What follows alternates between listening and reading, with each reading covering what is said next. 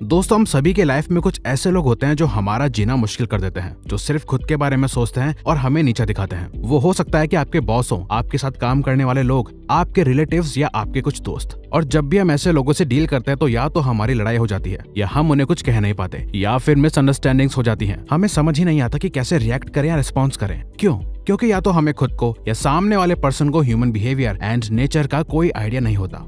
लेकिन काफी इंटेलेक्चुअल्स और साइकोलॉजिस्ट्स सजेस्ट करते हैं कि अगर हम ह्यूमन बिहेवियर एंड नेचर को समझ जाते हैं तो हम एक बेहतर जिंदगी जी पाते हैं, अच्छे रिलेशंस डेवलप कर पाते हैं और किसी भी सिचुएशन को कैसे हैंडल करना है ये हम बखूबी जानते हैं। तो इसलिए दोस्तों, आज हम आपके साथ रॉबर्ट ग्रीन की book the laws of human nature से 12 ऐसे लॉज शेयर करेंगे जिनसे आप लोगों और ह्यूमन नेचर को अच्छे से समझ पाओगे और उनसे अच्छे से डील कर पाओगे। तो आइए जानते हैं।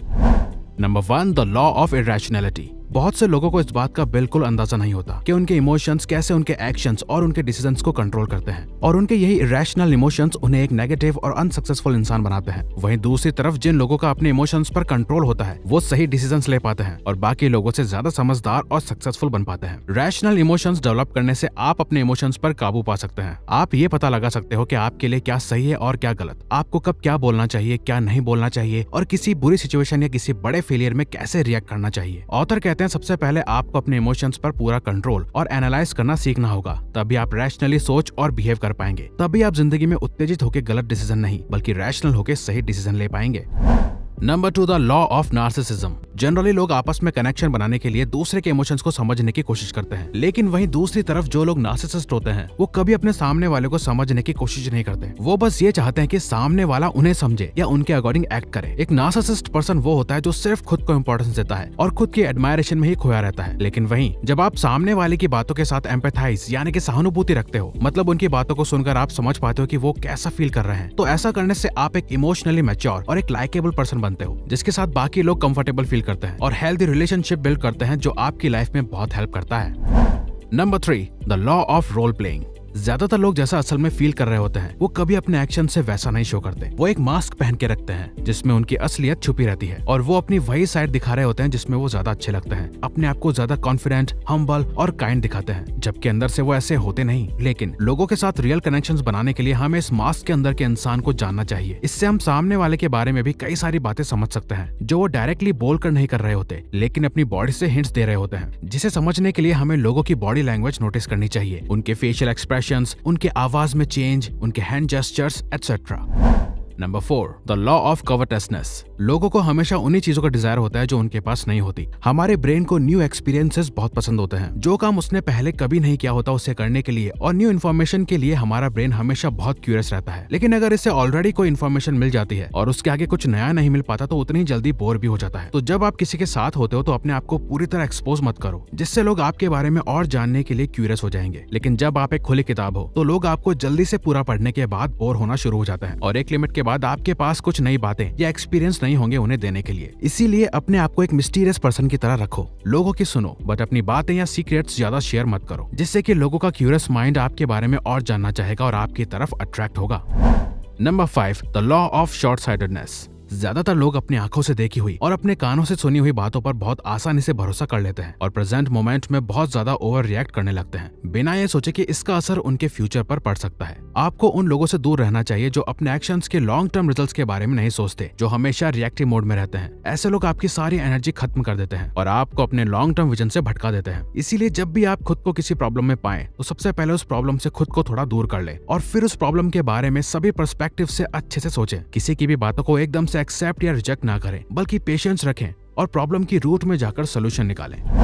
Number 6, the law of defensiveness. जब भी आप किसी इंसान के व्यूज को चैलेंज करते हो, उन्हें चेंज करने की कोशिश करते हो, तो वो अपना डिफेंसिव नेचर अडॉप्ट कर लेते हैं। किसी को भी ये पसंद नहीं होता कि कोई उनके ओपिनियन को चेंज करने की कोशिश करे। इसीलिए अगर आपको किसी इंसान का डिफेंसिव नेचर चेंज करना है तो सबसे पहले उसके लिए आपको उसके व्यूज की रेस्पेक्ट करनी चाहिए। उसकी बातों से अग्री करो जो उसे कंफर्टेबल फील करवाएगी और फिर उसके बाद अपने व्यूज शेयर करो और उस पर्सन को चेंज करने की कोशिश करो अगर वो सही नहीं है। बस आपको इस बात का ध्यान रखना होगा कि आप अपनी फीलिंग्स, अपने इमोशंस को उसके ऊपर थोप ना दे, क्योंकि आपके ऐसा करने से उस इंसान की डिफेंसिवनेस और बढ़ जाएगी और आप अपने टास्क में फेल हो जाएंगे।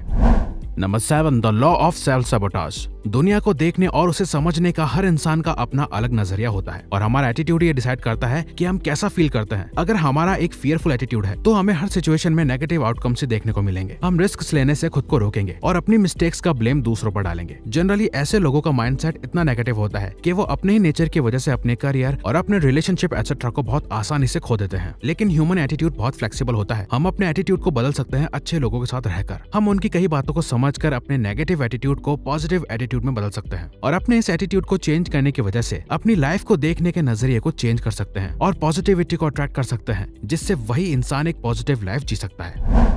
Number 8, the law of envy. इस कंपटीशन भरे वर्ल्ड में हम सब अपने आप को अपने आसपास के लोगों से हमेशा कंपेयर करते रहते हैं। हमेशा ये सोचते रहते हैं कि वो कौन कौन सी चीजें हैं जो उसके पास हैं और मेरे पास नहीं। अगर आप एक अच्छे माइंडसेट के साथ खुद को दूसरों से कंपेयर करते हैं तो आप अपने काम और अपने गोल में बहुत अच्छे से फोकस कर पाएंगे और हमेशा हर एरिया में सक्सेस अचीव कर पाएंगे। लेकिन वहीं दूसरी तरफ जो लोग नेगेटिव माइंडसेट के साथ कंपैरिजन करते हैं वो हमेशा दूसरों के सक्सेस से जेलस फील करते हैं और उनकी अपनी फ्रस्ट्रेशन और फियर की वजह से उन्हें हमेशा फेलियर्स का सामना करना पड़ता है। अगर आप इस जेलसी को खुद से दूर करना चाहते हो तो अपना कंपटीशन खुद से करो, ना कि दुनिया से, क्योंकि जब आप अपने आप को खुद से कंपेयर करते हो तो आप खुद की सेल्फ वर्थ बढ़ा पाते हो।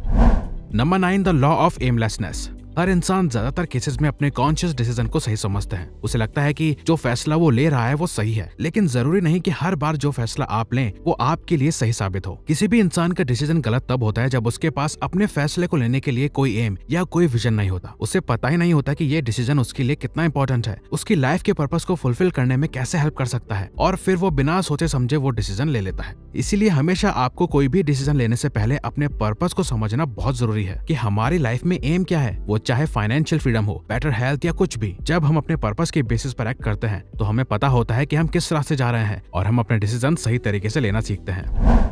Number 10, the law of aggression. बहुत से लोग ऐसे होते हैं जो ऊपर से हमेशा हंसते रहते हैं, अपने आसपास के लोगों से सही से बात करते हैं, लेकिन अंदर ही अंदर वो बहुत ज्यादा फ्रस्ट्रेटेड होते हैं और किसी को शो नहीं करते। पर जिस दिन उनके फ्रस्ट्रेशन का पानी हद से ज्यादा बढ़ जाता है उस दिन वो अपने इमोशंस पर काबू नहीं कर पाते और बिना किसी रीजन के उनके फ्रस्ट्रेशन लोगों के सामने अग्रेशन बनकर बाहर आ जाती है और कोई समझ नहीं पाता कि वो ऐसा क्यों कर रहे हैं। इसीलिए आपको अपने माइंड को कुछ इस तरह ट्रेन करना चाहिए कि आप किसी इंसान के नॉर्मल नेचर के पीछे छुपे फ्रस्ट्रेशन को आसानी से ऑब्जर्व कर सकें। जो लोग बहुत ज्यादा फ्रस्ट्रेटेड होते हैं वो नॉर्मली किसी से खुलकर बात नहीं कर पाते और उनका नेचर भी बहुत ज्यादा कंजर्वेटिव होता जाता है। ऐसे केसेस में आपको लोगों को इग्नोर नहीं करना चाहिए, बल्कि आपको उनसे बातें करनी चाहिए जो उन्हें अच्छी लगे, जिन्हें सुनकर उससे खुशी या उम्मीद मिले।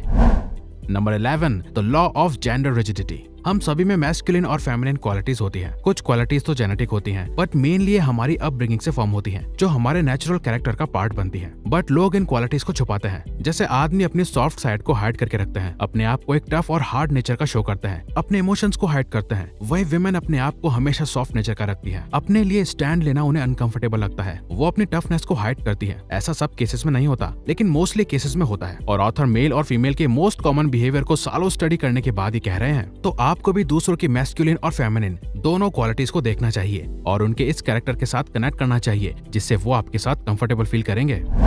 Number 12, the law of grandiosity. सभी ह्यूमंस डीपली अपने आप को बहुत सुपीरियर समझते हैं। थोड़ी सी सक्सेस भी हमें ऐसा फील कराती है कि हम कितने बड़े हाई अचीवर हैं और बाकियों से कितने ऊपर हैं। और हम जितना ज्यादा प्रोग्रेस करते जाते हैं हमारा सेल्फ ओपिनियन और बढ़ता जाता है और ये डेंजरस भी हो सकता है, क्योंकि हम सब कॉन्शियसली ओवर कॉन्फिडेंट हो जाते हैं और भूल जाते हैं कि हमारी सक्सेस में और भी कई लोगों की मेहनत और लक का भी बहुत बड़ा हाथ है। इसीलिए हमें अपने आप को कभी भी रियलिटी से डिस्कनेक्ट नहीं करना चाहिए। अपने बारे में और अपनी लिमिट्स के बारे में रियलिस्टिक अप्रोच रखनी चाहिए। ऐसा नहीं होता कि जो आप चाहो वो कर सकते हो, ये बहुत ही अनरियलिस्टिक अप्रोच है। हर इंसान की अपनी अपनी एक लिमिट होती है। आप बस अपनी लिमिट्स को पुश कर सकते हो और खुद को इम्प्रूव कर सकते हो। तो फेलियर को दिल पे हावी मत होने दो और सक्सेस को दिमाग पे हावी मत होने दो। तो अगर आपको ये वीडियो अच्छी लगी तो वीडियो को लाइक और सब्सक्राइब बटन पे क्लिक करके इस चैनल को ग्रो करने में सपोर्ट करो और बेल नोटिफिकेशन ऑन कर लीजिए ताकि आप आने वाली वीडियोस मिस ना कर पाओ। और साथ ही अगर आप चाहते हो कि हम किसी और टॉपिक या प्रॉब्लम पे वीडियो बनाएं तो प्लीज हमें कमेंट बॉक्स में बताइए। हम उस पे वीडियो बनाने की पूरी कोशिश करेंगे, क्योंकि हम यहाँ आपकी हेल्प करना चाहते हैं। Thank you for watching.